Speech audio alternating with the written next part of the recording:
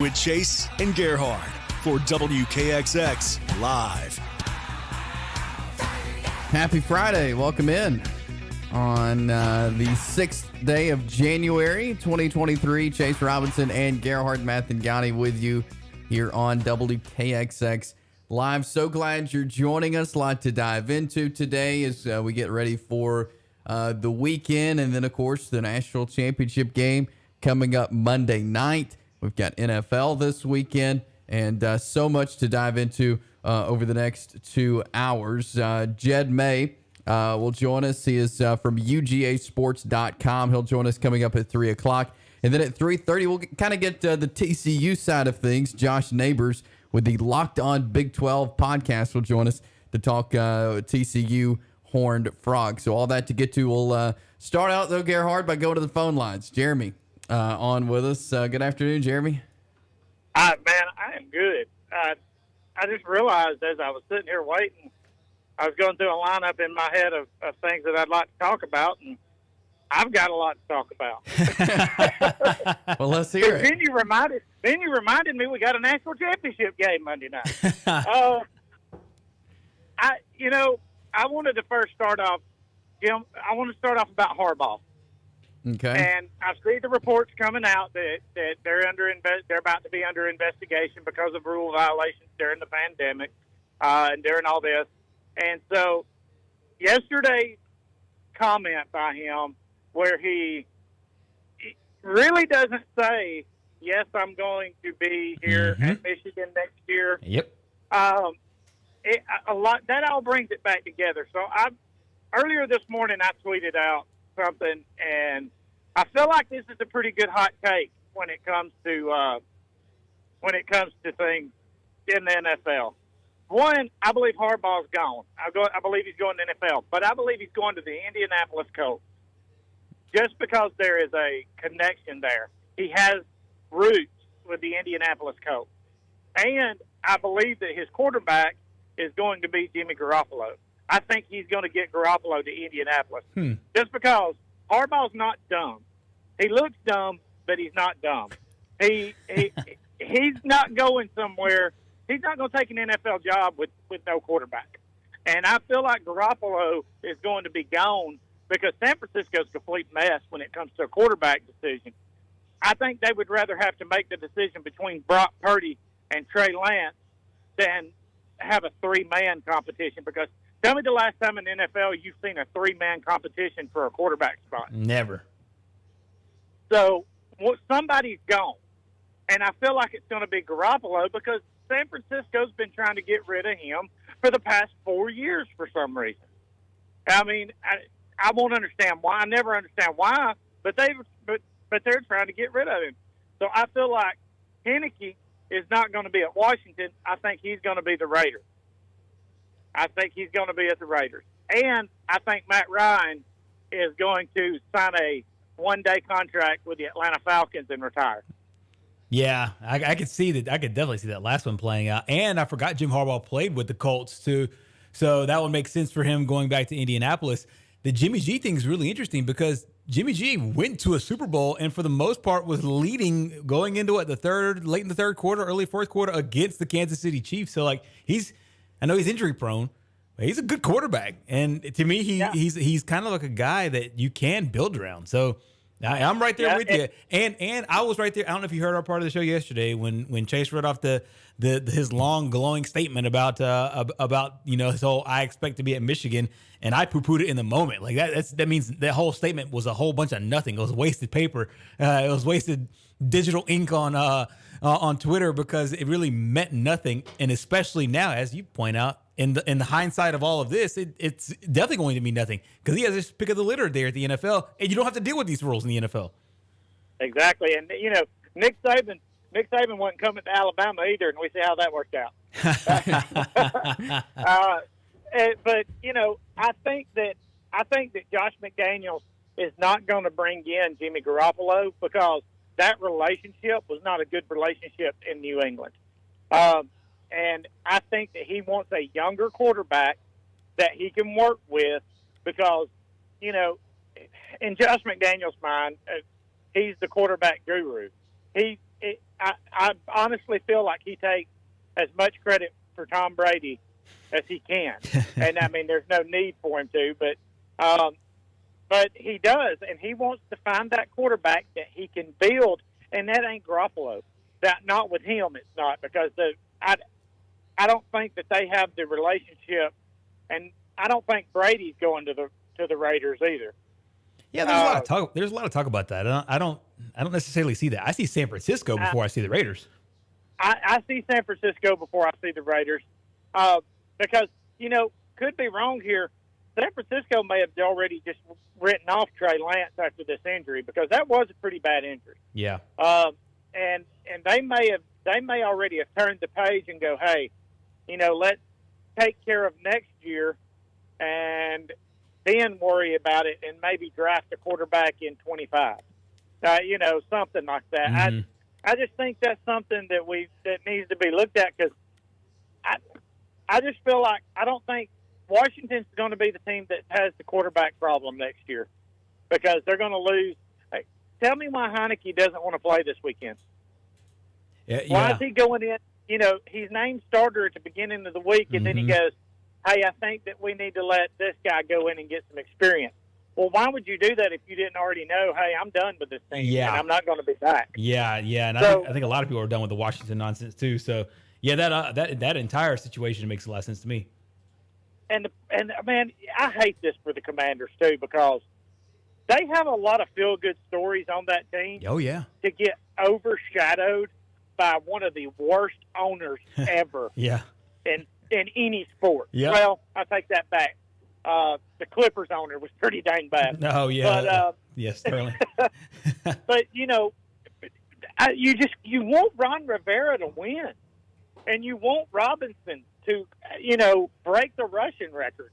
You want to see Heineke go out there and, be in MVP competition, You want to see these guys do good, but then you go, but wait a minute, they're on the Commanders, and that's going to be making him more money. Do we really want them to do good? And so it's just it's a situation where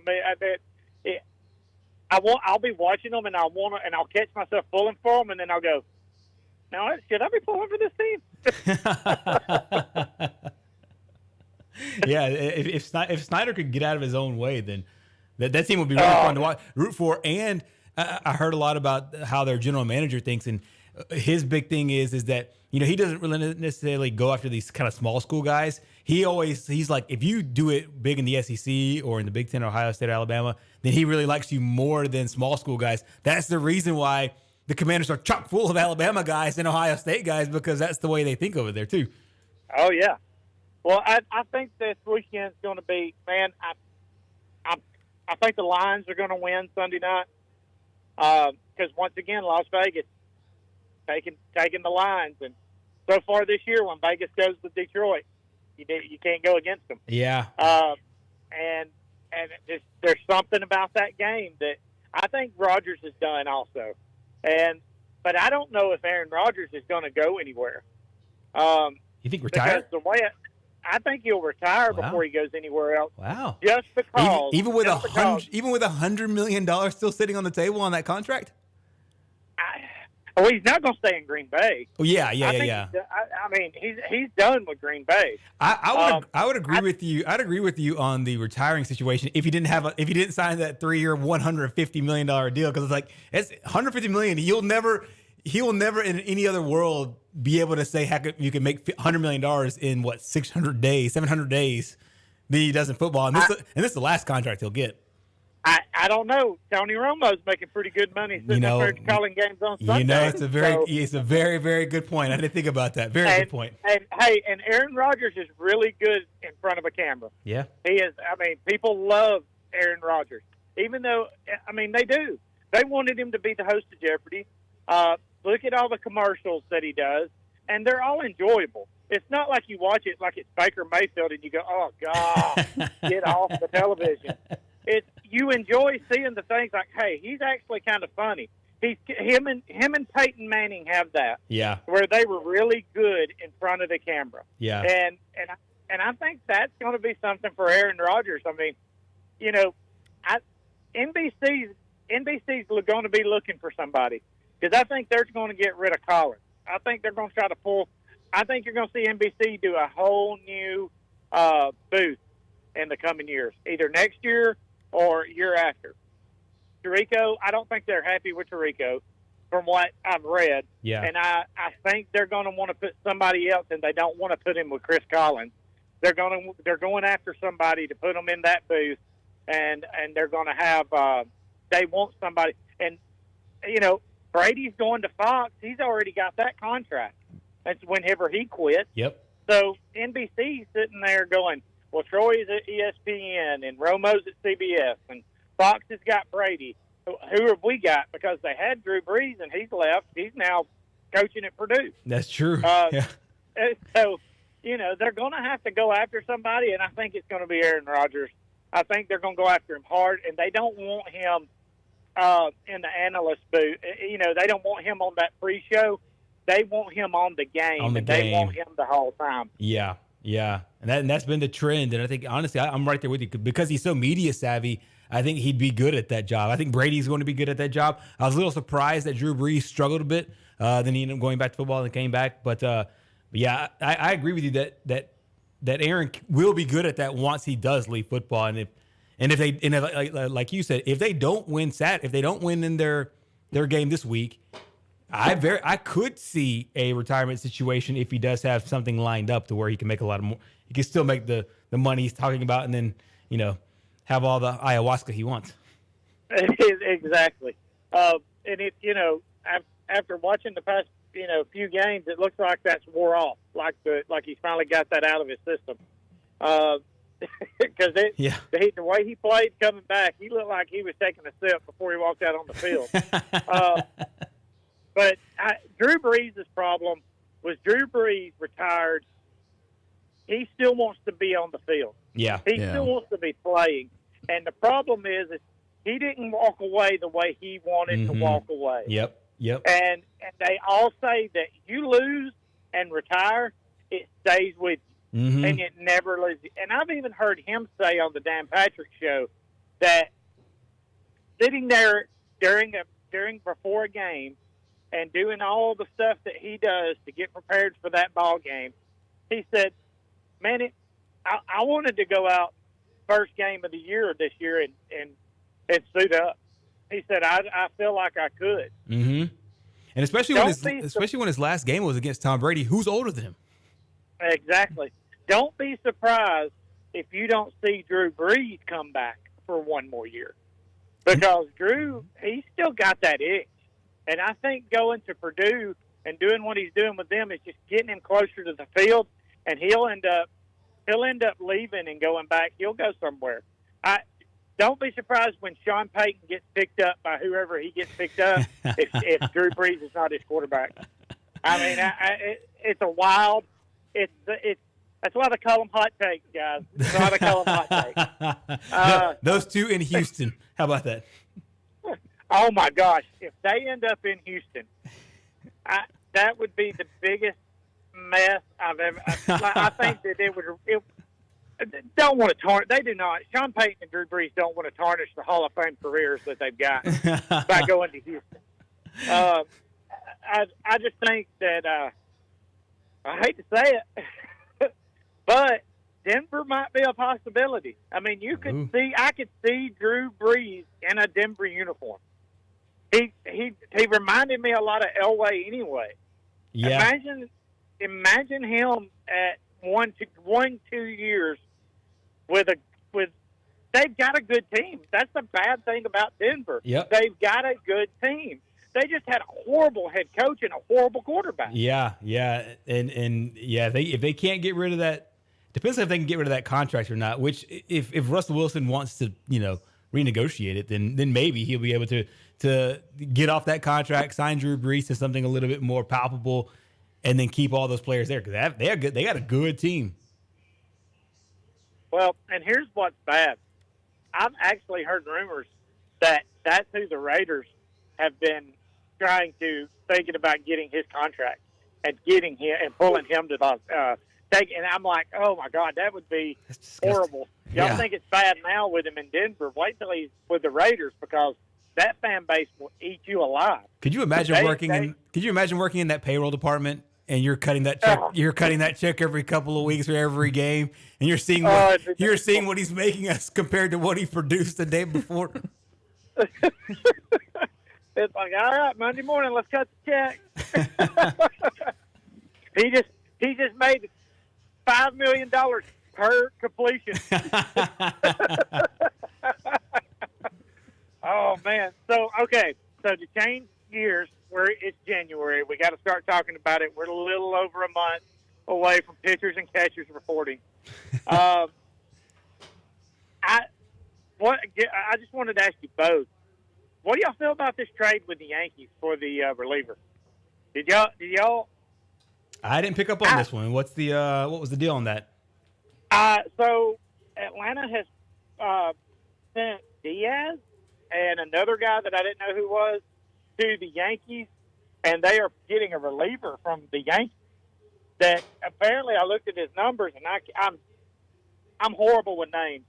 And if they don't play for anybody real like Atlanta or somebody in the division, I forget who they are. But he was a reliever, and his numbers looked really good. Oh man, hold on, I'm pulling it up. They added Lucas Lutte to their bullpen, and that was Indigo Diaz and Caleb Durbin went to the Yankees. Huh. But I looked when it first popped on my phone because I get it pops up on my phone telling me when the Braves make them do anything, and I saw that move and I looked him up. I think with the situation that the Braves are in with their bullpen, Matzik's not going to be. He's going to be on the shelf. And, there's a possibility he could be back by August. For what I was reading, that his rehab went better than what they expected it to. And then when you have the problems with what do you do with Soroka, because, what does he pitch? When's the last time Soroka pitched? Yeah. And he keeps having setback after setback. They're eventually they need to unload that contract. But if this winter, the one thing I wanted to see Atlanta do was build a pitching staff and build that bullpen and go back to making it where they are because offensively I feel like we're set. Oh yeah. I feel like we've got a great offense, but I just want to see Atlanta go back to that mentality of Maddox, Glavine, and Avery and Smoltz, and let's put some powerhouse guys in our lineup. Let's make it so that people hate to come to play us because who's pitching today? Well, Max Fried's pitching today. Oh crap! Yeah. Right. Spencer Strider, Max Fried. I'm still upset that Verlander's in there. That we could have got that. We could have got that last 1 to 2 good years he's got left. We could have got those. And I just felt like they didn't go hard. They didn't go hard enough this offseason for starting pitching. They didn't. Some of these guys, and that blows me away. I love the fact that they're trying to get back to the farm, building a great, one of the best farm systems in the league, and then bringing those guys up. That's great. But, man, we didn't do that with the pitching in Atlanta. They went out and found guys and put guys on that mound that they knew were going to go out there and that at their worst is going to give them 10 to 11 wins. Yeah. So yeah. I don't know what's going on in Atlanta. With all the opposite talent signed, you might just score 10 runs a game and then just be like, hey, we could throw whatever pitcher we need out there, just whatever pitchers we need, just to protect this 10, 11 runs that Austin Riley and Matt Olson and Michael Harris and everybody else will get. Well, and if you remember the Tampa Bay Rays, they kind of went this route a few years ago where they were relieving pitching team. They really only had 2 starters on their team. And as a matter of fact, Charlie Morton was one of their pitchers. They had a lot of games where they would go in and pitch 4 or 5 guys, and the starting pitcher only went 1 to 2 innings. Right. Yeah. I mean, and they did that a lot.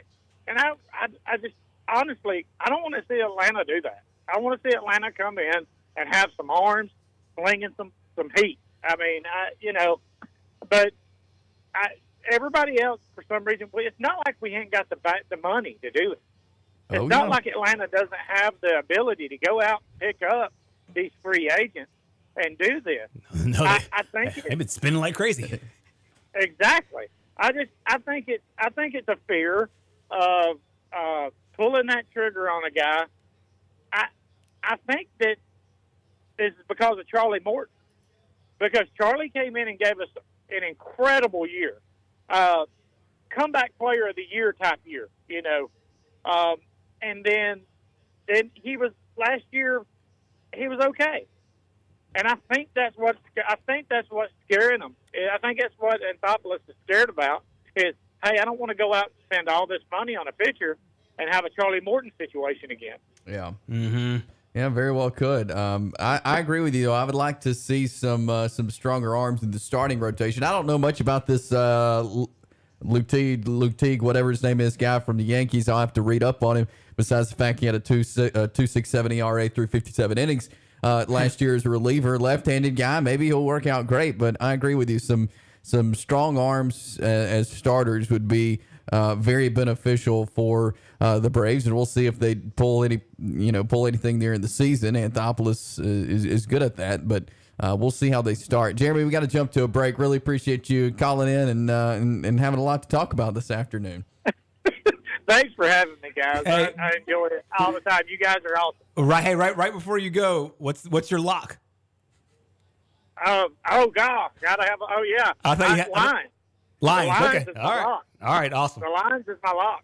All right. And by the way, I don't think Georgia's going to cover Monday night. That's my bonus lock. All right. I like it. Jeremy's got 2 locks for us this weekend. Thanks for the call, Jeremy. All right, go Braves. Go Braves. So if you follow Jeremy's lock there, Yeah. you got the Lions. Yeah, his lock cleared easily a couple of weeks ago. I forgot to ask him last week who his lock was, but he's got the Lions this week against the Green Bay Packers. We have got to jump to a break. We've got a lot to get to today. A couple of guests coming up in hour 2. We will talk some college football next. Not completing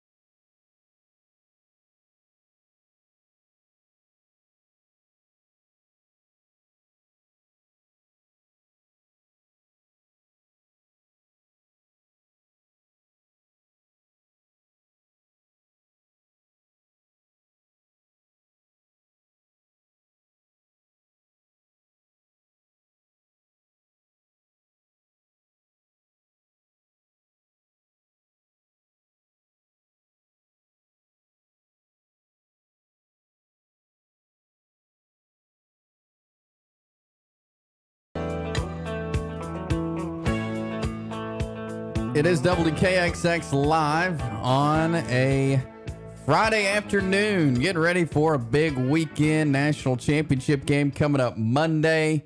Jason Gerhard here with you. 256-413-1029 if you'd like to call in this afternoon. Be a part of the show, and we'll be glad to talk about whatever you want to talk about. So give us a call, 256-413-1029. National championship coming up Monday, Georgia, TCU, and Kirk Herbstreit and Chris Fowler will be on the call of that game on ESPN as they're the number one crew. They get the best games, do a fantastic job. I love watching them. If I could be anyone when I grow up, I'd be Chris Fowler, 100%. So I love watching them, listening to them call games.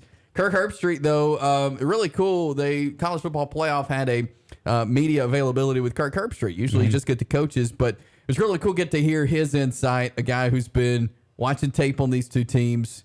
He's been in big situations as a big-time quarterback, and to get kind of his take on this game. Yeah, I think that it's really cool when the CFP allows, and we get this every now and again at SEC Media Days, where they allow the people calling the games where they have production meetings with quarterbacks and coaches, and they get to know the players and the teams. And it's not just, these talented guys just dropping into a facility and calling a football game. They really get to kind of tie in and get the camaraderie with the participants, get some of the backstories that possibly, your local media doesn't get or others don't get. And he's, probably one of the best at it. Small little note here. You mentioned Chris Fowler. Great Instagram follow, by the way. If you're on Instagram, he drops a lot of philosophical notes. He does some behind the scenes stuff. So if you're on Instagram, if you're on that platform, follow Chris Fowler. He's a good he's a good follow. But yeah, I think that both those guys, because they've worked every game so far, they just have a great rapport, and so they can bring the viewer into what they're seeing. In addition to the Bear and their producer, I really like the way they do games. And you mentioned it, the fact that he's, being able to talk about these games, I think he brings a really cool insight. Yeah, and the first piece of audio we're going to hear from Kirk Herbstreit is just him talking about TCU being in the final. This is not your typical national championship team. Right, exactly. And it is certainly not. If you're here in the Southeast, you don't necessarily hate the fact that there's been a lot of SEC powers, Alabama, Georgia, sprinkling in Clemson and Ohio State. Around the country, though, it's been kind of like a stale situation with, Bama, Georgia, Ohio State. Well, Kirk Herbstreit was asked about, TCU kind of being a fresh face, and if this could be a little bit more important with a 12-team playoff on the horizon. I think it's great to have a new face, and especially their story where they were 5-7. They fired their coach. They brought in they didn't fire him. He stepped down. They brought in a new coach, and really across town from SMU. And here he is in his first year. And by the way, I'm sure you've looked at it. I mean, there's 5 or 6 different games that a lot of people thought, okay, that's a fun story. They're gone, and they just kept finding a way to win games and coming back. And of course, the grand fashion was the game against Baylor, last second walk-off field goal. That's kind of symbolic of their season, really. And even against Michigan, kind of a back and forth game. So not only just a new face, but their story and what they had to do to get here. And man, it just doesn't seem that long ago. TCU was in the Mountain West and trying to get respect from people around the country. And they had an opportunity to play against Wisconsin in the Rose Bowl, and obviously took full advantage of that. And I think that really helped their brand that day. And then eventually to join the Big 12, and a lot of people still don't respect them. And then to have this year, I think a lot of people, if you really taking a poll with Georgia fans, they don't know a whole lot about TCU. So to me, that's fun, because they're not going to back down, I assure you, and they're incredibly confident. And I think it's going to be a great game. And to answer your second question, yeah, I think with the 12-team playoff, I think there's definitely an opportunity not only to obviously see new faces, but for teams like TCU to potentially make a run to get into the big stage like this. That was Kirk Herbstreit of ESPN there talking about TCU being kind of a fresh face in the national championship. They are. And he brought up, and I was thinking about this too the other day, back when TCU was in the Mountain West. Yeah. Boise State was as well. And Yep. it was kind of those two teams fighting for a spot in national prominence. Gary Patterson was the head coach. And now TCU, after just being out of the playoff in 2014, they've made their way in it and playing for a national championship. Truly remarkable what they've done. And the more I break this game down in my head, the more I see TCU being able to compete in it. Yeah, I don't think they'll back away at all. And I think the fact that they've had this belief all season long, Kirk mentioned this, it's a situation where we just all thought collectively each week, there'd be times that you and I on our college football kickoff show, we'd have TCU in there. They'd have a big game. And it's like, okay, this is when it ends. They're 6-0. This is when it ends. And they just kept fighting. And because of that, they've built a belief. So who's to say that belief is going to die in the locker room pregame against Georgia? I don't think so. Right. And Georgia has shown that that secondary can be had, the defense can be had in their previous game. I think it gives TCU even more hope that they can go in there and shock the world. Yeah. And Herbstreit also spoke on Georgia and just the momentum that the Bulldogs are riding right now. The question was, and Herbstreit quickly answered it. He's like, let's not put this in past tense. This is not what Alabama was. Alabama still is the standard, but he mentioned Georgia's momentum on all facets, in the field, on the field, and off the field, and how they're basically becoming kind of maybe Bama 2.0, so to speak. I already feel that Georgia's right there. Now, if they win Monday night, game day travels all around the country, and these teams always say, we want Bama, we want Bama. They're going to have to update that to we want Georgia. I mean, Georgia is recruiting at as high level as anybody since Kirby's been there. Most importantly, they're developing players as well as anybody. To his credit, I think he learned a lot of this when he was a young coordinator. He's found a way to not take your foot off the gas. He's found a way to keep the motivation and find a way to get a chip on your shoulder and get pissed off at the world. The way teams that win all the time, it's unique to try to do that. It's hard. That's why we don't see teams repeat very often, because you just lose a little bit of an edge. And Georgia, man, how many times have they shown up flat over the last 2 or 3, 4 years? Sometimes they get beat, but it's not because they laid an egg or showed up flat. So, no, Kirby is doing an amazing job. And I think most people that follow the sport on a national level would recognize that and definitely put him either equal to Bama, or if he wins Monday, like you said, he's the new standard in the sport. High praise for the Georgia Bulldogs from ESPN's Kirk Herbstreit. He'll be on the call with Chris Fowler of the game on Monday night. And there is, a lot riding, I think, for Georgia on this game. You win, and you do kind of become, you haven't won as many national championships in Alabama. You haven't had the run of success that Alabama has, but you're the team right now. Yeah. You're the one that, like you said, everybody's going to want to beat, and you're going to have a huge target on your back, but you're going to be the big boy on the block. Yeah, and I think it would be a lot different if they win it this year as compared to last year, because last year we had the embedded subconscious thought of this was a flash in the pan team because it was the best defense we'd ever seen, or one of the best defenses we'd ever seen in college football. Well, now that you're back-to-back champions with a quarterback that but he wasn't some five-star guy. He wasn't Trevor Lawrence. He wasn't Deshaun Watson. He wasn't Bryce Young. He wasn't Tua or Mac. He's a guy that kind of built that spot there. I think the first championship, I might be alone on this, but I think the first championship we mentally said, this is a crazy great team and a crazy great situation and unbelievable defense. Yeah. I think for the second championship is, Kirby's built something. Yeah. He's built a monster here.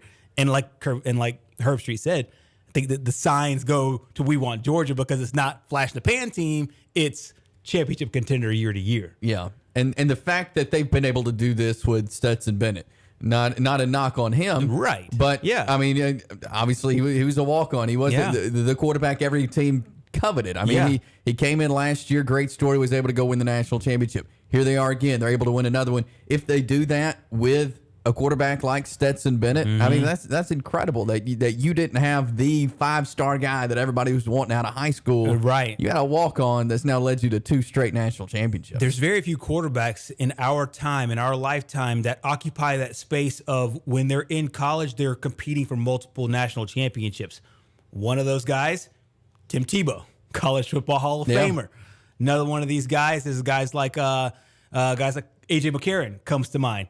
A highly touted guy that was thought of. I mean, I know his pro career hasn't really panned out this way, but highly thought of as one of the top guys. You think of these kind of above, larger than life guys. Stetson Bennett wasn't that. Stetson Bennett, for a large part, had to even convince his own coaches that he needed to stay on the field, and it was not JT Daniels. And so I think you have a really, to me, a really cool kind of side story on this. It's not just Georgia. It's Stetson Bennett and kind of what he's been able to make of himself, and then what he might be able to do coming up on the next level.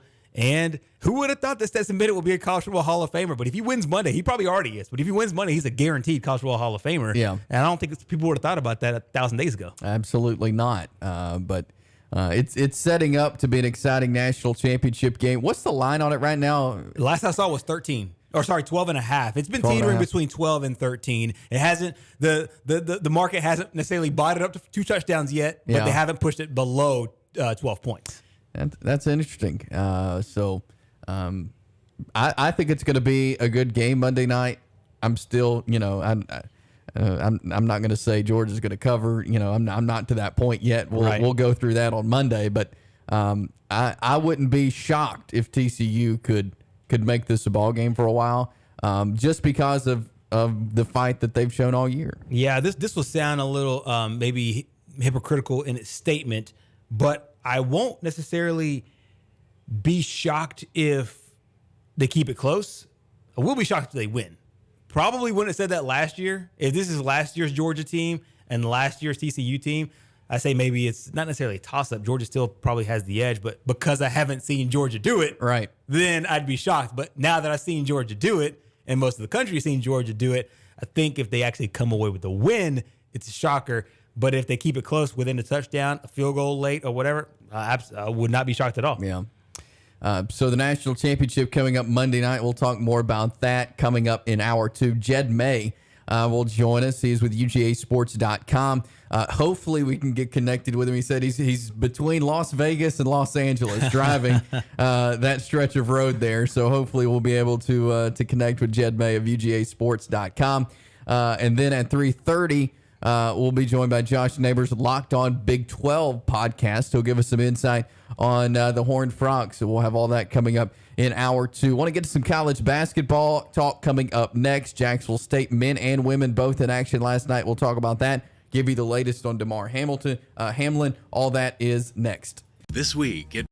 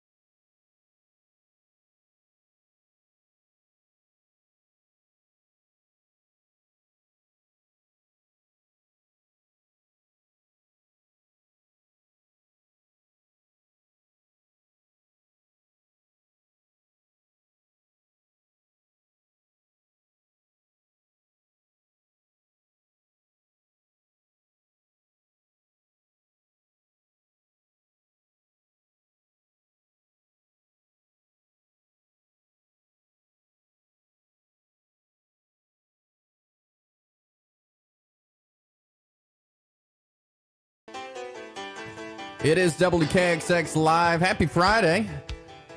We are with you till 4 o'clock. 256-413-1029 is our phone number. And Jacksonville State men and women in action last night. Unfortunately, 2 losses. Women in overtime, 83-81. You called that game on ESPN Plus. How did it all go down there between the Gamecocks and Lipscomb? Super entertaining basketball game. Really entertaining game between two really, I would say, really similar teams as far as their style goes. Good defensive teams, and you could tell off the bat because both teams found runs and then hit lulls. But for Lipscomb, they started the game off terribly shooting the basketball. 5 of 20 in the first quarter, and JSU grabbed the early lead. In that one, and then they went back and forth. So JSU ends up having a 4-point lead going into the halftime, and then in the fourth quarter, Lipscomb just went off. Lipscomb goes 11 of 13 in the quarter. They missed just 2 shots, send it to overtime. In overtime possession, Lipscomb has 5 possessions, and Jacksonville State has 8 possessions. Both just hit 2 shots, but it's Lipscomb that comes away with the win. We were tied 8 times. We had 12 lead changes. Wow. It was a really, really entertaining game, and these two teams meet again in the next couple of weeks in Nashville this time. And it's hard because it's the first loss in conference for JSU. They didn't have a whole lot of these last year. But Lipscomb is going to be a very good basketball team as they move forward. So I expect to see another tight battle in their second matchup. And for these two teams, possibly to me, even maybe for a third time in the tournament with a lot at stake. Yeah, so tough loss for Jacksonville State. They're at home to Lipscomb. But they got to turn the page quickly because Queens comes in tomorrow night, 5:45 there for the women's tip at Pete Matthews Coliseum. This is an interesting one because Queens, we don't know a lot about them.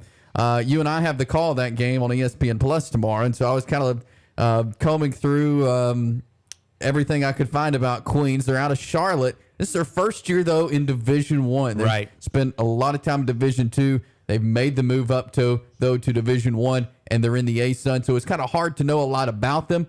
But the ASUN has proven to be a really good women's basketball conference. Yeah, no doubt. And that's probably one of the reasons why they were given the bid to come into the league. But anytime a team crosses that threshold and you go from Division II to Division I, there's a huge learning curve, not only for the team, but people calling the team and the coaches, roster construction. It's even more different and more difficult, in my opinion, than going from one conference to another conference, which Jacksonville State will do. So this is probably one of the only times they'll face the Royals as a member of the same league. But this is a basketball team that I think obviously they're struggling, but it's expected struggling when you're a D2 team making that transition up to D1, and so they're still finding their sea leg, so to speak. Riding right now a 2-game losing streak. They lost against North Florida at home yesterday, so making the trip over from Charlotte to Jacksonville probably either after last night's game against North Florida or maybe today at some point. But it should be a game where JSU is favored, and maybe a game where JSU takes out some frustration and some anger out on the Royals. Yeah, certainly. So the men in action last night as well. It was not good for Jacksonville State. They make the trip up to Lynchburg, Virginia to play a really good Liberty Flames team. Liberty walks away with a 75-41 win over Jacksonville State. We knew Liberty was good. We've talked ad nauseum. I always mention Ken Palm. He's one of the most comprehensive websites to go to as far as college basketball goes. It goes way deeper into the numbers, and Liberty just keeps going up and up and up, and it lets you know just how good of a basketball team it was.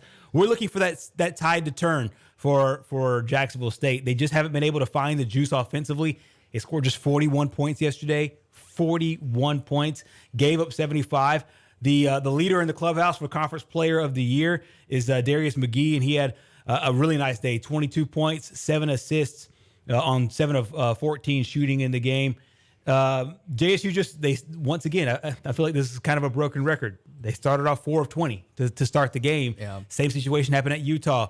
They started the game, I think, 1 from 19 in that contest. And once they got into a hole, they just could never pull themselves out of it. It's hard to do against an average team, much less a really good team like Liberty is. Yeah, and again, like you said, a broken record. I feel like we say not a good offensive night every time they play. Tomorrow they got Bellarmine coming to the Pete. They left Saturday morning for Jacksonville, Florida. They played Monday, so they've been on the road. They went straight from Jacksonville to Lynchburg. They've been on the road since last Saturday. They finally got home late last night. It was late inning. They chartered home, got home last night, maybe early this morning. And now they've got a game against Bellarmine tomorrow night, 8 o'clock. It's a good thing it's a late game because they have a lot of traveling this week. But you've got them at your home floor. The team that won the ASUN a year ago. Yep. You don't want to start out 0-4 in this conference. No, you can't. And they really, really need this win tomorrow night. With any shot of going back to the big dance or even having any kind of great season, a great seeding in the upcoming conference tournament, you just can't start 0-4. Now, granted, these are three of these teams I would expect to be in the thick of things as far as the conference championship goes. So it's Liberty. North Alabama's had a strong run so far. Jacksonville's been pretty good. I believe Bellarmine will have a nice run as well. So, I mean, it is the upper crust of the ASUN. But you're right. You just can't, of the 18 conference games you play, you just can't fall into a hole this deep. They have to find something offensively. They scored 62 points in the loss against North Alabama, and that 62 would have at least tied Jacksonville and would have kept it a lot closer against Liberty. So they could find what they had this time last week when they played last Friday against North Alabama. They can find some kind of offense to help complement the good defense that they play. Then they'll be solid. So I'm not a coach. The next game I'll coach will be the first. However, I do believe that Coach Harper will be able to find something in his team to be able to shake this thing up, whether it's a personnel thing, whether it's a minutes construction thing. He'll be able to find something to help this team get on track. You know, I feel like with past JSU teams, let's just think about last year. They had a great year, went to the NCAA tournament, won the regular season of the ASUN.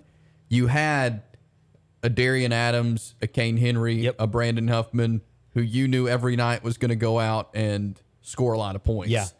With this team, just the way they are, they don't have guys like that who you know are consistently going to get double digits. That has to be the frustrating thing because we all knew that there was going to be a bit of a learning curve for these guys because it's a fresh five, but you would have thought at this point somebody would have stepped up to be that guy, to be that lead scorer, to be that player that's just, the lack of a better word, just that dog, just that one guy that can just pull everybody out. And maybe they're still in the hunt to find that guy, and maybe that guy shows up this weekend. We'll see. But you're right. Because they had such a plethora of not only good players, but also good players that knew their role. And at any given night, Kane Henry can go off for 25. Brandon Huffman can give you 20 and 10. Darian Adams can give you 30 points and 7 rebounds and 7 assists. You just don't have that as of right now. And we'll see if they can find something this week. Really good competition in conference, though, to start the year. Go support the Gamecocks tomorrow night. Women at 5:45 against Queens. Men have Bellarmine at 8 p.m. tip. You'll hear that here on Fox Sports 102.9. Great news for DeMar Hamlin. The situation that happened Monday night.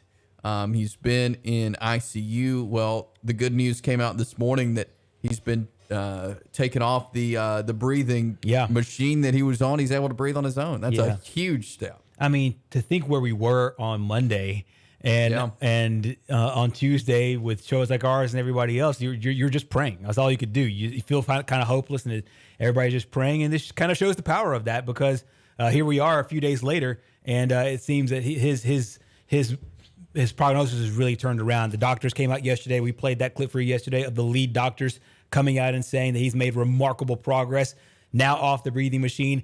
Apparently, according to reports, he was able to FaceTime the Buffalo Bills teammates, gave a big "I love you." He asked his doctors yesterday, who won the game, and he's now getting caught up on how the whole world of football in general has been thinking about him. The wife of Zach Taylor, the head coach of the Cincinnati Bengals, she brought up a whole a plethora of kids that sent well wishes.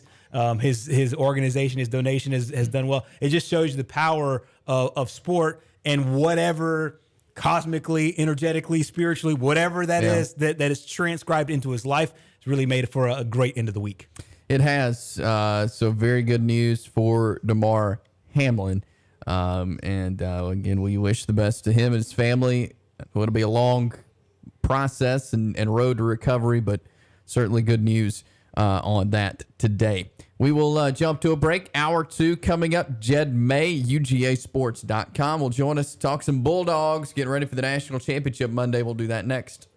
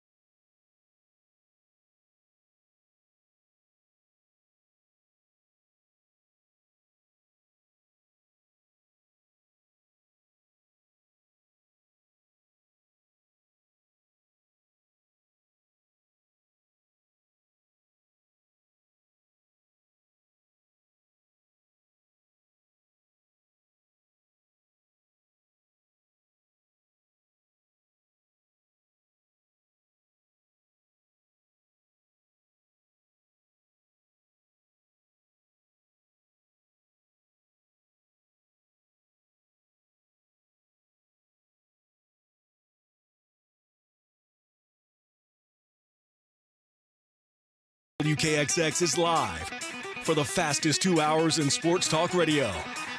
Get ready for Chase Robinson He has got to be a player they can rely on in big situations. and Gerhard Mathengani Has the trust of his team. Sounds like the makeup of his team is in a really good space, and I believe that's because of the culture he's curated down there. for WKXX Live. These guys have you covered from preps to pros and everything in between. Now, let's go inside the Fox Sports 102.9 studio with Chase and Gerhard for WKXX Live. It is hour number 2 on this Friday afternoon. Hope you're having a great one. We're enjoying hanging out with you, talking college football national championship coming up Monday night. Georgia taking on TCU. Georgia looking for another national championship back-to-back. First time in the college football playoff era. To talk Bulldogs now, we welcome on Jed May, UGAsports.com. Jed, always great to talk with you. Appreciate you taking time as you are, I know, en route to Los Angeles for the national championship. Yeah, we flew into Las Vegas last night and, driving over to Los Angeles this afternoon. So I got about 3 hours left on the drive, and a couple days after that, then we get things going on Monday night. Yeah, absolutely, and excited to see what the Bulldogs can do on Monday night. Let's go back to the semifinal on Saturday night for just a second. Hard-fought win for Georgia. They had a comeback from down 14 a couple of times to beat Ohio State. What do you think the kind of the turning point was for that game that gave Georgia the momentum to win that game? Yeah, it's funny. It's one of those games where we talked about it after the game. There's about 10 or 12 different moments where if any one of them goes a different way, then things could look a lot different for Georgia. I think you look at Javon Bullard's hit on Marvin Harrison. No, it wasn't targeting, but, a touchdown there puts Ohio State up. I think it would have been 3 possessions, so that would have been tough. And then when Georgia gets the ball back down, down, and when they had a long touchdown to Arian Smith, and they needed 2 scoring drives, and then they got it done really quick on one play with Arian Smith. And that gets Ohio State the ball back with about 6.5 minutes left. Defense gets to stop and comes down and scores after that. So really those 2 plays, I think, just combined with a better defensive effort in the second half is really what let them come back. As you watch Stetson Bennett for the last couple of years, and then especially going into Monday night's championship game, if you were to pinpoint maybe 2 to 3 attributes that make him who he is, a guy that don't think a lot of people knew, 1,000 days ago or whatever. What are some of the attributes that make him who he is, and part of the reason why he could create history on Monday night? I think it's just confidence, number one. I mean, he's always believed in himself, and that's why he came back to Georgia after junior college, because he believed he's the guy who could win the job. And that was one of the things about the Ohio State team, where you look in the middle part of that game, he didn't look very sure of himself in the pocket. He was pump faking a lot. He was double clutching the ball, and then that changed in the fourth quarter. I think that, and then he's shown an ability to create plays with his legs, especially this year. He can extend plays, he can scramble for yards when he needs to. He had the 70-yard touchdown run on a quarterback draw against Auburn. So he has a different element to Georgia's offense that they haven't really had before him, and it makes that offense that much more dangerous. We're talking with Jed May, UGAsports.com, getting ready for the national championship Monday night. When it comes to this game against TCU, what matchups in this game do you think favor the Bulldogs? I mean, just like every game, you got to look at the tight ends, right? I mean, Brock Bowers is the best tight end in the country, and Ohio State did a good job against him, but I think that's something that Ohio State's defense has had a lot of success with all year, covering running backs and tight ends. And that might be something TCU struggles with a little bit more. So I look for Georgia to get him the ball early. And then the secondary, I'm not to say that they have an advantage, but I'm very curious to see how they respond after Ohio State. And, in the moment, it seems like the secondary is getting torched. You really look at it after the game, it's like, okay, Georgia's pass rush didn't get home as much as it needed to, and a lot of the big plays came on scramble drills. So I'm curious to see how the secondary responds, because they've obviously got all the talent in the world. It's just, playing like it, I guess. Yeah. I mean, the over-under of this game is 62. I mean, the way that most of these college football playoff games have gone so far, you might get to 62 by halftime. Do you expect to see a higher scoring game? What do you think maybe the magic number is for what Georgia's defense can give up and what Stetson Bennett and the offense would need to score to secure a W? Yeah, I expect a higher scoring game. I mean, TCU's a very confident team. They've got a bunch of playmakers on offense. Some of that might depend on whether Kendre Miller plays or not. But, I think if you're Georgia, if you look at getting to in that 38 to 40 range, I think you feel pretty good. I mean, Max Duggan and those guys are going to make some plays like they have all year. But I think the overall talent advantage, I guess, combined with the depth that Georgia's got, I think that'll help them limit TCU maybe a little bit more than they were able to slow down Ohio State at times. We're talking Georgia football with Jed May, UGAsports.com, talking national championship. Kirby Smart has done wonders for this program. They're looking at maybe back-to-back national championships for the Bulldogs. How have you seen Kirby Smart kind of revitalize this program? Have you seen the players, really the whole program, buy into what Kirby Smart has done? Just everyone in that program seems to be bought into the process, I guess. And that goes back to recruiting, especially nowadays with NIL and the transfer portal. I think they do a good job of getting guys into the program who fit what they're looking for from a character standpoint and obviously a talent standpoint as well. And then, all the guys on this team, I mean, you come into this year, it's easy for a lot of teams to say, well, we won our national championship last year. We don't have to go as hard this year. But a lot of guys on this team, like this team has done nothing. The national championship was for last year. This is a totally independent group. And then that sounds a lot like coach speak, but it resonates with all these players. And they've said it too. And if Georgia pulls it off on Monday night, I expect to hear the same thing next spring. Hey, yeah, we won 2 back-to-back national championships, but we haven't done anything yet. Is what a lot of guys are going to say when March and April comes around. So it's just buying into the process, buying into the culture. And it's something every coach strives to do when they take over a program, but Kirby Smart's just done a tremendous job of that over his 7 years in Athens. Yeah, for sure. As you look at Max Duggan, I'm not sure how much opposition work you do, but I'm sure you look at the opposition week to week. As you break down Max Duggan, what are some of the things that pop out to you against him, and then some of the maybe bullet point highlighted things that the Georgia defense says, hey, we have to do this against this particular player? He's a baller, man. I mean, he's just like Stetson Bennett in the fact that they both play with a ton of confidence. They give it everything they've got. I mean, I remember seeing Duggan late in that Big 12 championship game, and he could barely walk off the field. He was so tired. It looked like Kellen Winslow in that playoff game about 30, 40 years ago. But, I'll be interested to see how Georgia prepares for him in terms of using his legs, because C.J. Stroud hurt Georgia at times scrambling. But, I mean, that wasn't really a part of the C.J. Stroud scouting report necessarily in terms of scrambling as much as he did. So I'm curious to see how much they really focus on that and limit him, because I don't think Duggan is the type of passer C.J. Stroud is in terms of sitting back in the pocket, picking you apart all day. I think a lot of his success comes from extending plays and all that kind of stuff. So I think Georgia's going to have to be prepared for that. And if they are, and if they keep Duggan contained, then I think they've got a good shot of limiting that TCU offense. He is Jed May. You can see his work, UGAsports.com. Jed, really appreciate you hopping on with us as you are heading to Los Angeles. Enjoy your time there. Enjoy the national championship, and appreciate your time with us today. Absolutely. Thanks, man. Anytime. Thank you. Jed May, UGAsports.com, as he heads to the national championship, cover his Georgia Bulldogs. Yeah, I think he brought up a great point about Kirby and this team keeping that hunger and having that drive and that determination. And I think that is going to probably be more so part of his lasting legacy, more as part of his ongoing legacy, if they were to take away this one on Monday night. And he also brought up a great point there. Obviously with guys that cover one school, a lot of times you don't necessarily do a ton of research on the other team. But I figure for a national championship, he would have done it, comparing Duggan to C.J. Stroud and seeing, hey, what TCU might do, what they've done all year, what they might do in this game as compared to what Ohio State was able to do and find success with. And so it'll be interesting to see not only how the Bulldogs game plan against it, but also what TCU does to fire out against Georgia. Yep. So that game coming up Monday, we're going to get a TCU side of things coming up here at 3:30 as Josh Neighbors with the Locked On Big 12 podcast will join us, talk Horned Frogs. That coming up at 3:30. We've got a lot to get to still. We'll talk some transfer portal. We'll listen to more of Kirk Herbstreit and his availability. We will do all of that coming up next.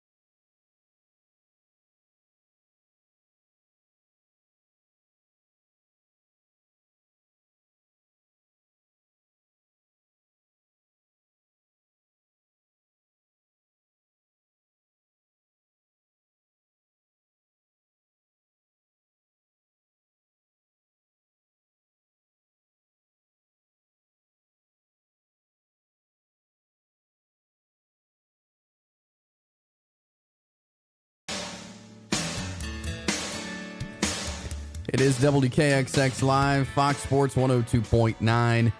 Chase Robinson, Gerhard Mathengani here with you as we make our way through a Friday afternoon. Get ready for a big weekend. You got all kinds of NFL happening tomorrow and Sunday. Yep. You got the national championship on Monday, so we've got a lot to get to. Coming up at 3:30, Josh Neighbors with the Locked On Big 12 podcast will join us. He will talk national championship from the TCU side of things, so we'll get a non-SEC take. We've had a lot of SEC takes on this matchup, but we will get a Big 12 take coming up at 3:30. Like to keep it fair here. Yeah, and like Kirk said at the in the soundbite we played earlier, it's good to see some fresh blood, some fresh faces in it, and so that means also when you're getting the other side of that, you get to hear from a different perspective. Yeah, for sure. So we'll talk with Josh Neighbors coming up at 3:30. We heard a lot of Kirk Herbstreit during the first hour, some talking about the game. He also talked in his availability about some of these kind of big picture issues in college football. I mean, he's one of the prominent voices of college football, so people want to hear his take on things. And so we've got one more piece of sound here to play for you. What are we going to hear here? Yeah, this is about the transfer portal, and about specifically when you think about teams that utilized it really well this year. You think about USC, you think about Oklahoma, Ole Miss. But one of the best teams to do it, and you can't argue with the results, is TCU. They were able to overhaul a little bit of that, took up somewhat Gary Patterson had, and then they were able also to build on from the transfer portal. And Kirk talked about that and just its relevance in sports, its relevance in this sport, and how teams will start to use that going forward. And for Auburn fans, you might want to listen to it as well with a kind of keener ear, because I think he brings up some things that first-year head coaches like a Hugh Freeze and other coaches around the country will start to utilize the transfer portal for. I think all of us are kind of learning, right? I mean, as we go along here, we saw Michigan State a couple years ago hit it big. We saw USC hit it big this year until the very end, where they lost the Pac-12 championship and lost their bowl game, but obviously had a great year from where they were the year before. So I think new coaches in new situations, the first 2 or 3 years, those are the guys that are really, I think, needing to flip their roster around. And what better way to do it? It's like the NFL with free agency. But I think your point is, for me, as I sit here just a couple years into this transfer portal, I think it's kind of like the NFL. You build longevity with the draft, and you build your foundation with the draft, and in college football recruiting. But then if you need a right guard, or you need a safety, or you need a linebacker, you go into the portal and you pick some pieces. I think that's more sustainable. I think that's probably where people will eventually get. But these new coaches, and they inherit a roster. Maybe guys don't buy into their culture. Maybe they have a weakness at offensive line. What we're seeing is people go out and pick people up as quickly as they can to try to replenish a roster. I really think that the future of most programs is going to be still recruiting and still go through, kind of cherry picking and finding different guys that might meet the needs that you have. Kirk Herbstreit there talking about the transfer portal. And, I think he makes great points there. The fact that coaches now have a chance to catch up in their first couple of years as they get familiar with the area, as they get to know the high school coaches. This is a chance for them to bring in talent to build that program. But I think it also kind of speeds up the process of what that administration thinks about you. Mm-hmm. You have to be successful after 2 years now. Yeah, it is a double-edged sword, so to speak, because the more USCs that you have, that you could take a program and flip it automatically, the more TCUs that you have, you go from 5-7 to a berth in a national championship game. It will accelerate that clock for a lot of these coaches. I think that, I'm not saying that Auburn's going to get rid of him if he wins 5 games, but I think the clock is accelerated on guys that especially have had traction in the Power 5. Hugh Freeze is one of these kind of coaches. Brian Kelly was a coach last year that utilized the transfer portal. So we already talked about Lincoln Riley, and we already talked about some of these other guys that were first-year head coaches last year. Now with a whole other recruiting cycle, a whole other transfer portal cycle, now with the NIL lodged into it, you're seeing success on a lot of different levels. So you're going to have some success relatively quickly here in these times where where college football is a little bit more wide open. And so I think TCU is a good example. I do think they're the outlier as far as a team that will go get a lot of transfers and make it to a national championship. I do think teams that are built, sustained through recruiting, and then add in sprinkles from the transfer portal will be the most successful. Yeah. TCU grabbing some Alabama guys. Yeah. Out of the transfer portal. And Tommy Brockermeyer, JoJo Earl, Trey Sanders, all former Crimson Tide players heading to TCU. So, one, to play for Sonny Dykes, I'm sure, but two, they're seeing the success of what he's done in year one. And hey, credit TCU of bringing these guys in. This is going to make for, I don't think, just one run for the Big 12. This is hard to imagine. This team was the Mountain West team in 2011. They've already were on the cusp of a semifinal berth in 14, and now they're here. And think about this, Chase. This is the first team from the state of Texas to make the college football playoff, period, and now the final. Not Baylor. Yeah. Not the Longhorns. Not Texas Tech. Not these schools that are bigger than them. It is TCU. You're right. They're building something there. I think a lot of these guys that were 5-star recruits, Brockermeyer was a 5-star recruit, JoJo Earl was highly recruited. These guys understand. These guys seeing what's going on, and you're right outside of Dallas. Dallas loves their football. The Cowboys, college, and everything else. Yeah, it's been a win-win, and this will only help them out. It will. And again, Sonny Dykes took advantage of the transfer portal to build this team in his first year. In his second year, he's bringing in some guys for that year. So TCU take advantage of it, and all these first-year programs or first-year coaches have a chance to do that. But wise words, I think, from Kirk Herbstreit on the transfer portal. Yeah, and also if you take this a little bit further out, I think that the coaches that are able to adjust to it will have the most success. Sonny Dykes has already shown he's a leader in this category. Lincoln Riley will show he's a leader in this category. We'll see what Kirby Smart does, see what Georgia does. Last year, they didn't need to do a whole lot of tweaking to their team at all. They didn't have to take in very many transfer guys. That will obviously change. I don't see them doing double digits per year, but this will be another angle in recruiting. It'll be who goes out on the road and recruits, who hits the transfer portal and recruits. And a lot of that is based on development. Who can go into your program, go develop a player, and then when the player wants to leave, can you go get them? It adds another wrinkle in a skill set that already asks for coaches to have a lot of different skill sets. Yeah, that's very true.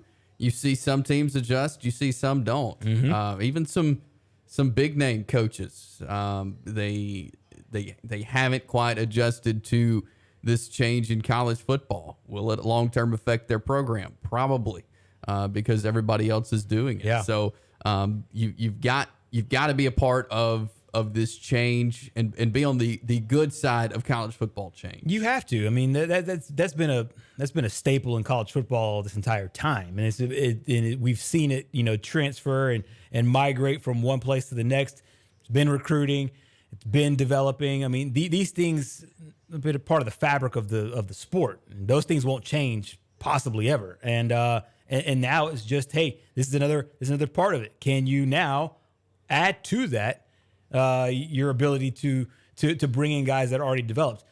And Kirk said it. It's a lot like NFL free agency. In the NFL, can you see a guy with potential at value and bring him on?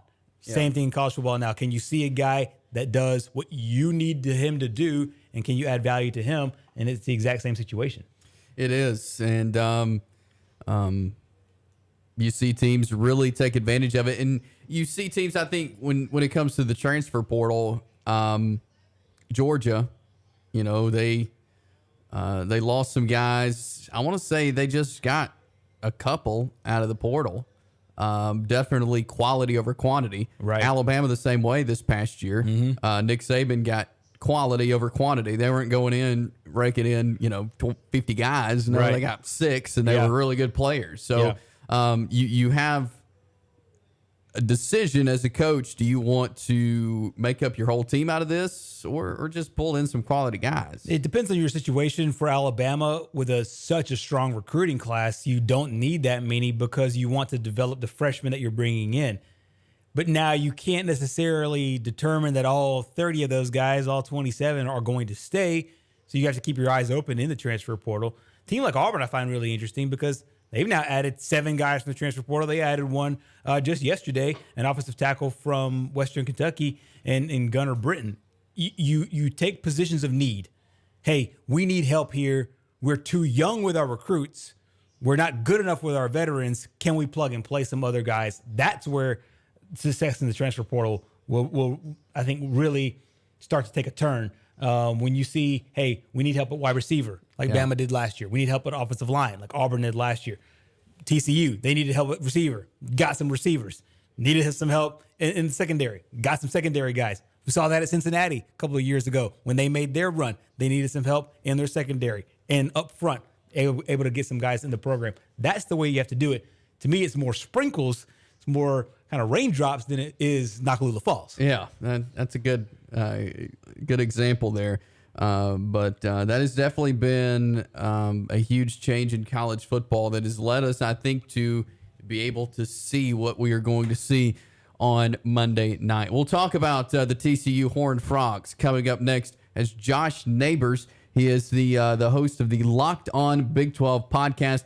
He will join us next. The Press Box.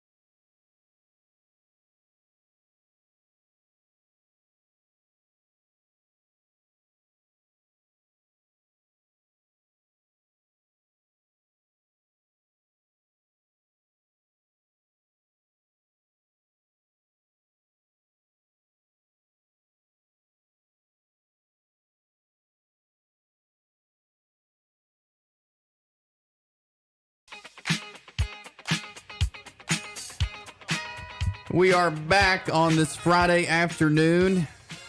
Chase Robinson, Gerhard Mathengani, we are along.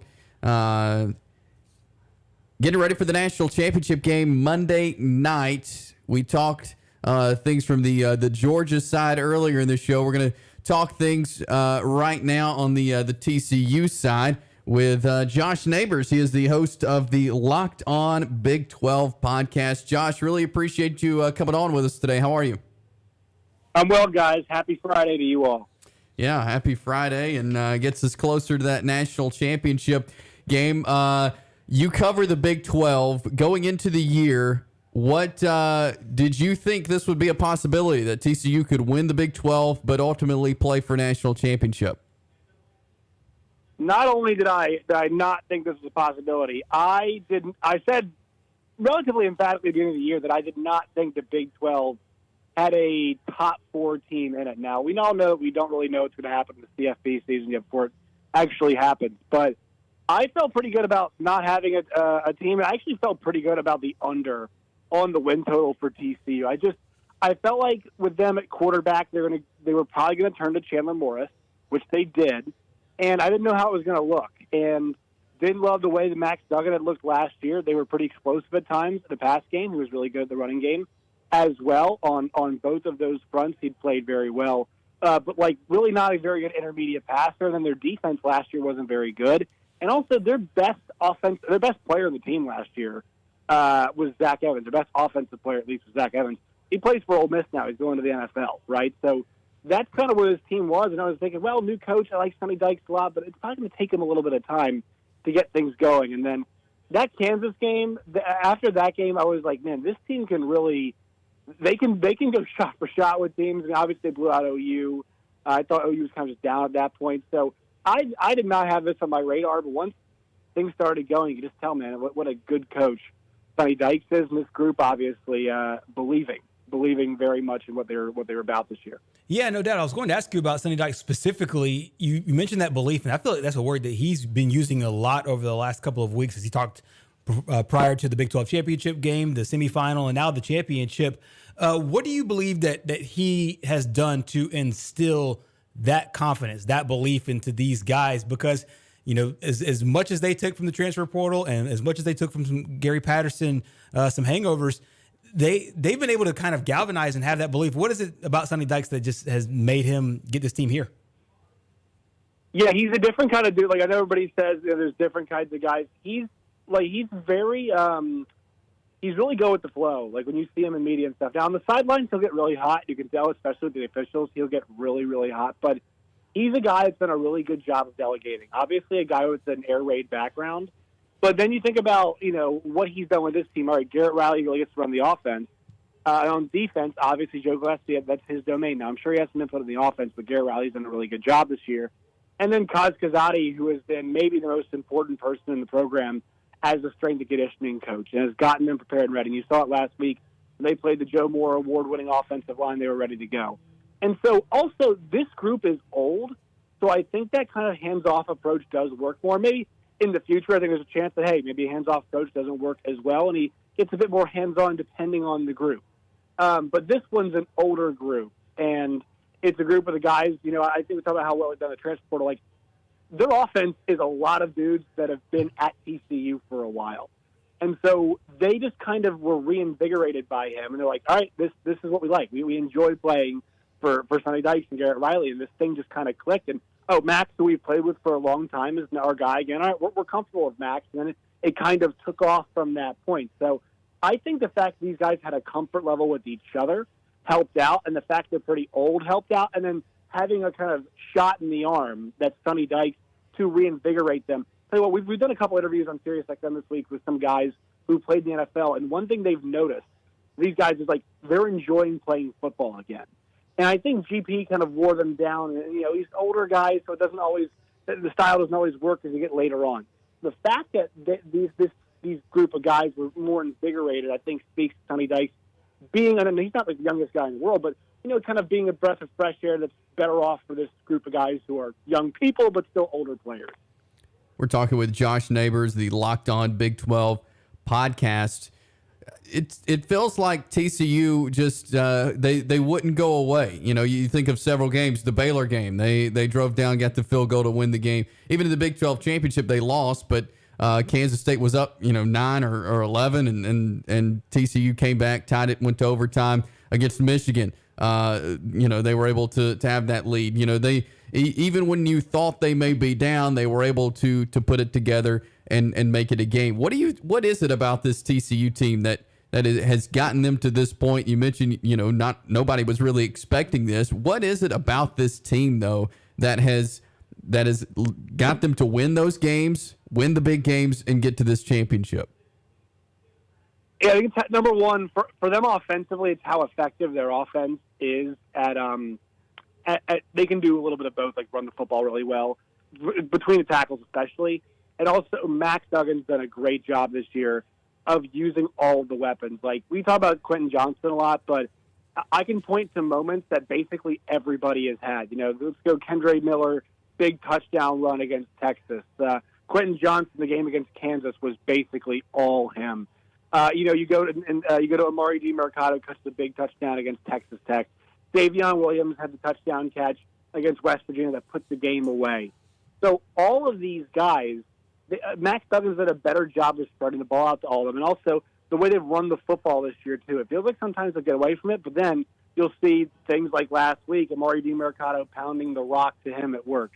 And on defense, this is a defense that it's old school, or, I guess old school, new school, Big 12 in the sense of they're really opportunistic and they'll struggle to get stops sometimes.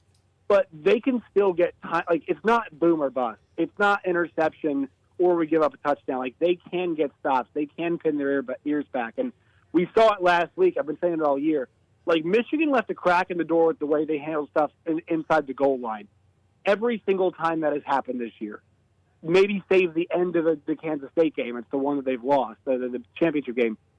TCU has kicked the door in every single opportunity, especially on defense, that you give them. And so that is what they do. I know it's kind of like intangible stuff, but there's on-field evidence that if you give them an inch, they take that mile on both sides of the ball.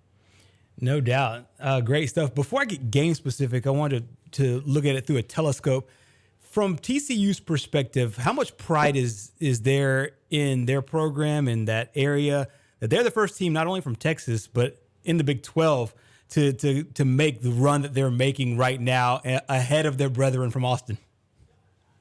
Yeah, I think that the team itself is going to appreciate that down the line. I think for me, as somebody who covers the league as a whole, I really appreciate that because obviously, there's so much changing in college football right now. And so to have TCU, who's going to be a returning Big 12 team, remaining Big 12 team, go to the championship after beating Michigan, have a chance to play, be a team that plays Georgia, to be the first team from Texas, all those things. Like, they probably don't think about it, or they'll probably appreciate it later on. But I think we appreciate it. And it shows, like, generally speaking, you need to have all those high 4 and 5 stars, about the blue chip ratio, all that kind of stuff. And TCU's actually got a decent level of talent. I don't think we talk about that enough. But, like, it's just great to see this version of a Big 12 team have this much success, for the state of Texas to represent them, and also, too, like, for the conference. It's pretty huge. We're talking with Josh Neighbors, host of the Locked On Big 12 podcast. As it comes to the game Monday night at SoFi Stadium in Los Angeles, what matchups are in favor, do you think, when you look at this TCU-Georgia game? What matchups do you think could be in favor of the Horned Frogs? Yeah, so I think on the outside with Josh Newton, Trey Hodges-Tomlinson, like, I know we've talked about some of the wide receivers, Mitchell and Smith, and get those guys 100% and good to go. But TCU's got that advantage of the outside. Those two corners have been really good for them all year long. And also, those guys are fast for Georgia, but, like, I think if you're talking coverage. But Georgia does such a good job of spreading the ball all over the field on the offense. Like, that's the strength of it. It's not like we're going to feed everybody. The strength is we feed everybody. You have to defend the entire field. So I think with that, the one thing we know 3-3-5 struggle against is good tight ends. And they've got 2 good tight ends, which makes it even harder. So if Darnell Washington's 100%, even if he's not, I think TCU is going to struggle to find some ways to take advantage of that. I think that is really the one place that they're going to struggle a little bit is how do they cover both those tight ends. But I think on the outside they might have an advantage. The next thing they might have, an advantage is Jalen Carter coming from the interior. That's actually where TCU's offensive line is at its best. Ali, and then also on the inside, Steve Avila, who's been there forever, it feels like. Those two guys have done a great job all year. They get hurt a lot by more athletic guys on the outside. That's really where they get hurt. It happened against Texas, especially from on the offensive line. So I think the fact that Jalen Carter is an interior guy does help them some. Still an amazing player, is tough to block. But I think potentially the fact is that they do have a strength inside will help them neutralize just a little bit for them. And they hope they get Kendrick Miller back too, because he is much better in pass protection and can help out a little bit down the middle as well, as compared to Amari DiMercato, who's not as strong in that facet. And one other place is, people are mentioning this enough, the depth of skill. The depth of skill that TCU has is all those guys I mentioned: Davis, Barber, Williams, Hudson, Johnson, Miller, DiMercato. I mean, all of these guys, they're good. They're deep. They're all going to be Sunday players, in my opinion. Whether how successful they are, I don't know. But they do have some advantages, I think. I'm not saying all those guys will be great, but if they're going to bracket Quentin Johnson, they're going to be some guys open, I think. They're good enough to make some plays. Yeah, for sure. We have seen some high-scoring games in the two of the three games that will make up the champion. Do you expect another high-scoring game on Monday night? And if so, what's maybe that magic number that you expect Max Duggan and company would need to get to in order to give themselves a shot? 40. I think that's the number. Yeah, if you were thinking about, okay, what's the number you have to get against Georgia? 40 is probably the number, and then even then it might not be enough. But you have to think about, we got to score, and I think that team is. They're not going to back down. I mean, they might curl into a shell, or whatever. But that team is too well coached, I think, to back down at all. So I think they're ready to go. They'll be ready to go blow for blow in that game. I think it's going to have to be in the 40s if they want to win. I'm expecting high scoring. All right, good stuff, Josh Neighbors. You can catch him on the Locked On Big 12 podcast wherever you get your podcast. Josh, really appreciate you taking some time with us.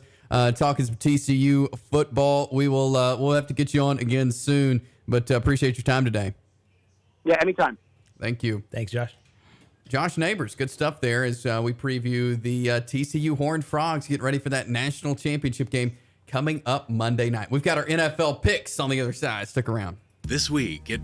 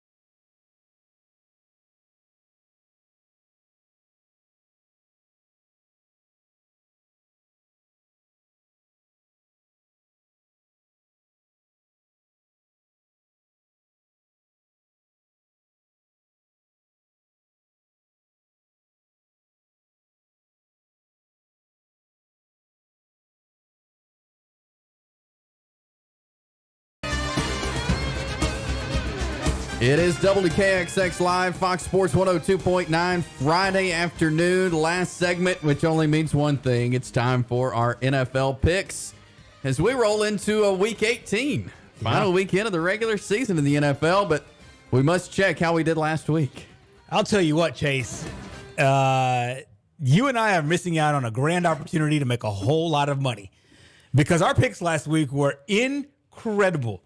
I'll put it to you this way. The worst of the picks, 11-3. We took out the Bengals-Bills game for obvious reasons. So we picked 14 games. You went 11-3 straight up. You were 7-1 in the window of the noon window. If you just would have went to Tennessee and just put a wager on the noon window, you would have killed it. I was also 7-1 in the noon window. It was the only game that I lost. I was 13-1 overall. We were combined 24-4.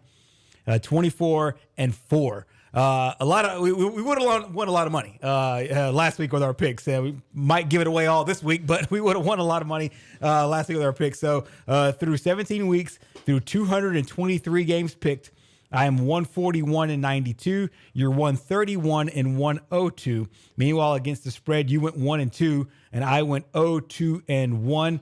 And for the season, you are 22-26-3. I'm 25-24-2, so I'm slipping there in the against the spread picks. But as far as straight up, we're doing pretty well here. Doing pretty well. So is that the best week we've had? Easily. Yeah. That is the best week we've had. I know it's the best week I've had. You, I think you had a week that is comparable to that 11-3 week, but you've been very steadily consistent. Let's say it's a 15-game week. You've been steadily consistent, whether it's 10-5, 9-6, and so you've been in there. I've had a couple of stinkers and a couple of good ones, but last week was definitely the best straight up.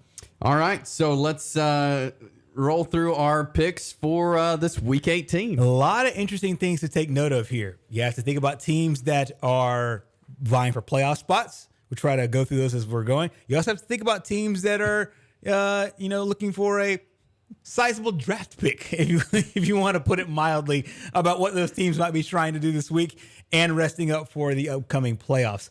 Interesting situation as the Tampa Bay Buccaneers are next door in Atlanta to face the Falcons. The Falcons are 4-point favorite, telling you that maybe the Bucs might be resting people because they can't improve their playoff position at all.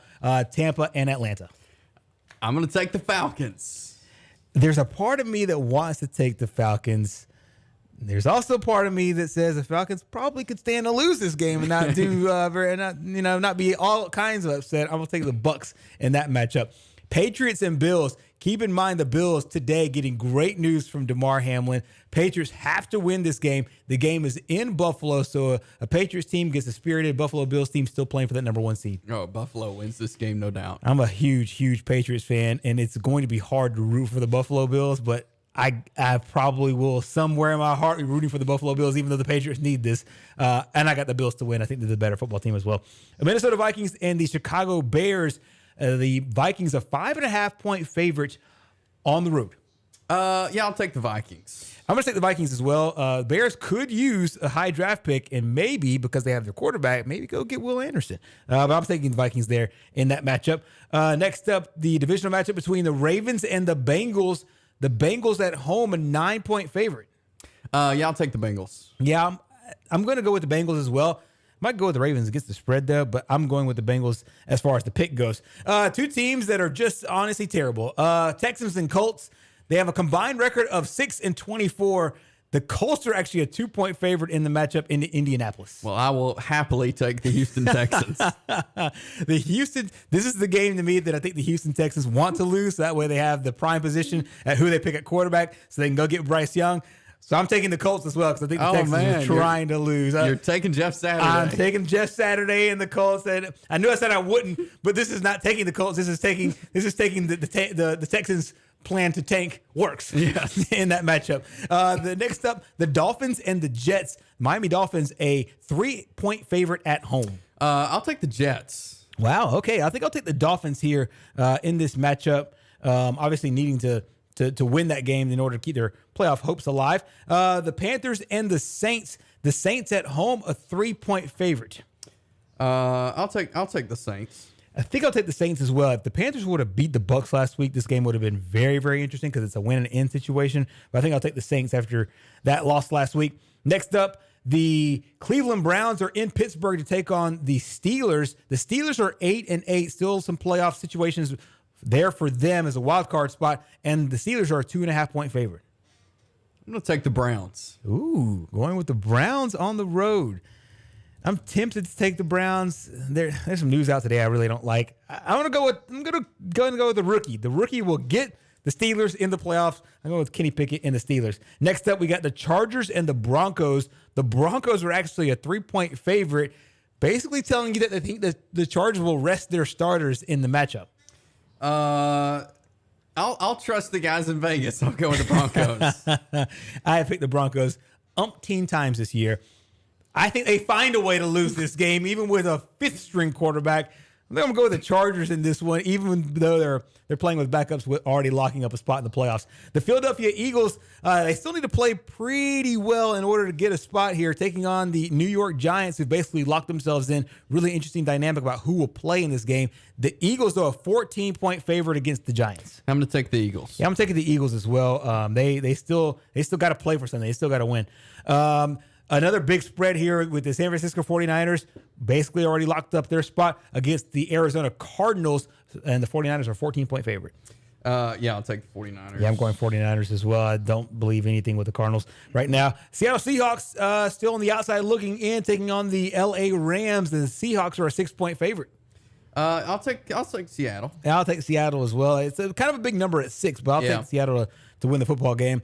Next up, the Washington Commanders on the road in D.C. to take on the Commanders. We got the Cowboys as a 7-point favorite. I'll take Dallas. I'll take the Cowboys. I think I'm going to go with an upset here. I'm going to go with the Commanders getting the win and making things interesting there for the Cowboys. Next up, the game that everybody kind of wants to see, the Lions and the Packers. Jeremy's lock was the Lions. He's taking the 5 points that Vegas is giving you. The Packers are a 5-point favorite, and they have to win to go to the playoffs. I'm going to take the Lions. Oh, okay. So not only Jeremy's lock, but he's taking them to upset Green Bay in Lambeau. Because the game is in Lambeau, I just can't do it. Jeremy, shout out to your pick. But I'm going to go with the Packers to win. I think they still might cover. The Lions might cover, but I'll take the Packers to win the football game in order to go to the playoffs. Got a couple Saturday games too.